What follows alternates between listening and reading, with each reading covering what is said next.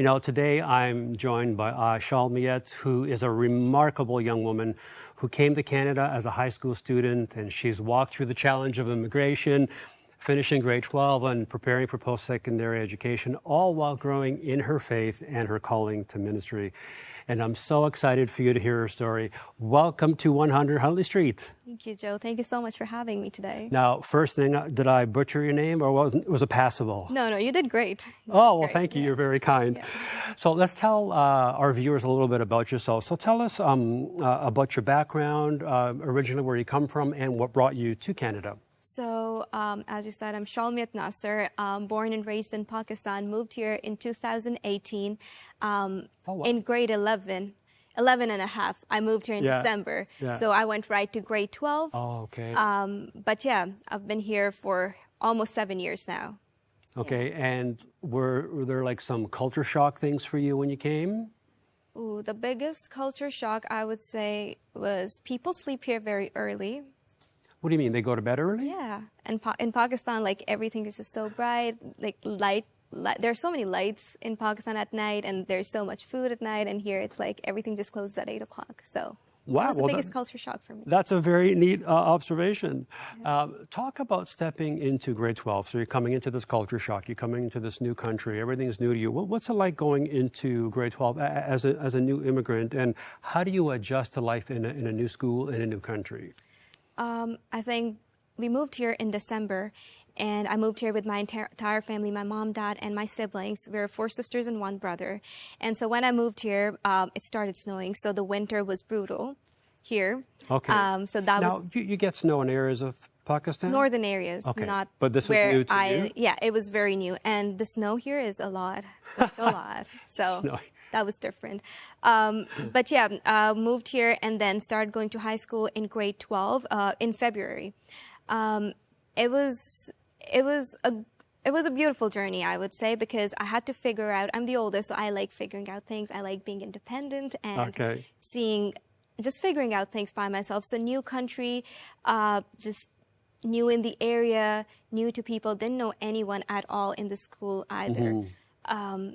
Yeah, so went to grade 12, and grade 12 was basically to just come get my high school diploma so that I can start my university school. Okay, yeah. And how did you find like relationships in school? Like how did people, embrace you and treat you? Did you feel accepted, that kind of thing? I would say it was in the middle. So sure. The school staff and the school principal was amazing, but with the people, it's just when you're new to country, you're different. Like it was 2018, so I would say Canada was still becoming very diverse at that time. Okay. So we were still very new. So it was just like a new person coming into the class, just figuring out who she is. Oh, you're from Pakistan? Yeah, I'm from Pakistan, but didn't had a lot of friends at that time. And I was very focused on what I was doing, so yeah. Okay, no, fair enough. It was COVID as well. So after a few months, COVID came, so yeah. And that was a big change for everyone, I'm sure, for yourself. Yeah. So after grade 12, when I was applying for my my university applications, that's when COVID came, and I got to know that I don't get to even go to university. I have to do it online. So I never got the chance to make like a good high school community or like a university friends at all. Yeah. Okay, so you're in this new country, and you're trying to make friends, working at fitting in and all this kind of stuff. But then there's paperwork, there's immigration, there's all that going on. Like how was it, managing that? What was that like for you? So we're a family of 7 people. Okay. And so immigration was like a huge thing for us. Like one person has like a big file of documents. So every time, so we came on, my parents were on a work permit. We came on student study permits. So every 6 to 7 months, we had to renew them. And every time we had, like, when we moved to Canada, we had to get our health cards and all the fun stuff. And then after that, renewing the passports every time, and then going to all these government offices, not just for one person, but for 7 people. So it was like a big headache. I won't say headache, but it was a tough time for us just because we were still new to the country, learning all the rules and regulations, but at the same time, trying to know what Canada is itself and just the people. and trying to figure out ourselves as well. I was 18 when I came to Canada, so I was at an age where I was forming myself as well as a young woman. So didn't get a chance to connect to a lot of people at that time because it was just a huge responsibility and burden of getting into the university, getting at the right place, figuring out where we are, and just what was happening around the world. It was just a very chaotic time. Yeah, well, you talked about your university experience and struggling and fitting in and all that. I'm sure there's seasons of loneliness in that as well. And how do you cope with something like that?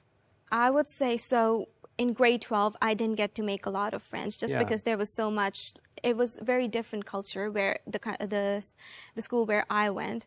And so for me, I would say the community was more of my family.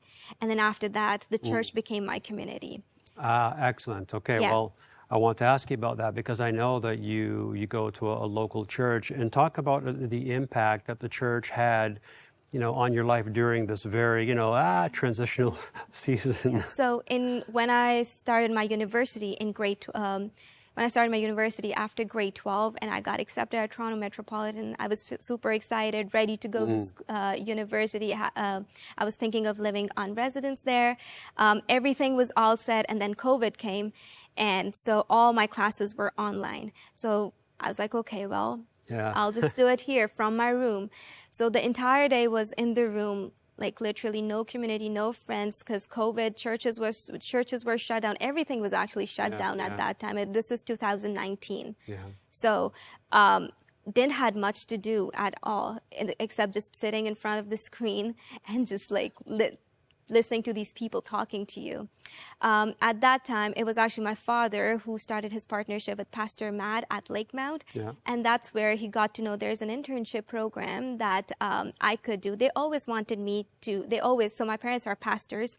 And so they were always finding a way to get me into ministry or just to put me somewhere where I can serve God.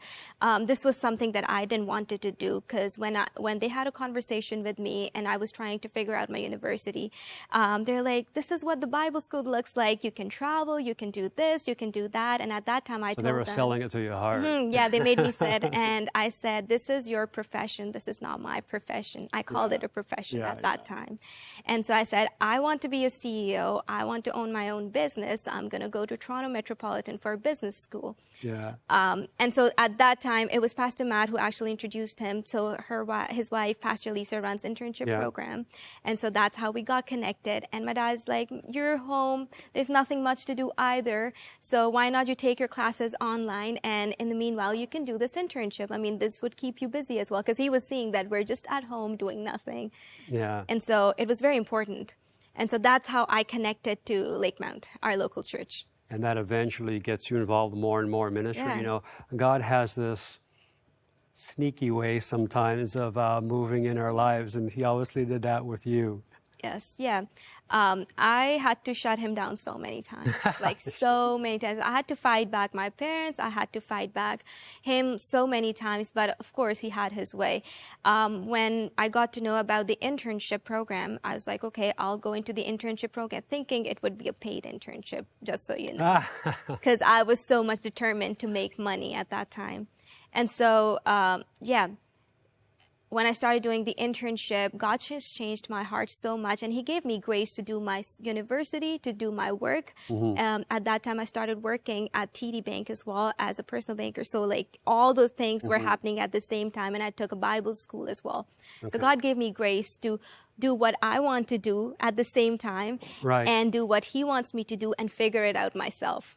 So you had the blessing of having this personal relationship with God. How did that help you navigate this journey, this season? First of all, I had to surrender to God, and I had to give away my stubbornness. Before I called it stubbornness, now I call it determination. But there was a lot of hard work that I had to do where I was like, God, this is not, I don't want to do it at my own strength, because I was doing all these things, but my heart was just gradually diverting towards ministry. My heart was just changing so much. And so there was a moment where I was like, God, here, I give you my heart and you do what you want to do. I'm young. I have all these dreams like a normal teenager would have. Sure. I have the school that I have have to finish. I want to get this nice job there, and I want to make my own business. And this is all my dreams and goals. And I had everything set up for 5 years. And God just came and intervened, and everything changed for me. So much for your 5-year plan. Yep. It was upsetting, but I made peace about it. That's okay. Well, I know that we're gonna have you back to talk about this incredible ministry with Alpha that God has given you, and so I don't want to go there today because I know I want to give you an opportunity later to really get into that. But what would you say maybe to someone who's in your situation, who's new to Canada, and they come and they're a little overwhelmed? Like, what words of encouragement would you have for someone in that kind of a position? I would say, surrender yourself to God and give Him your plans.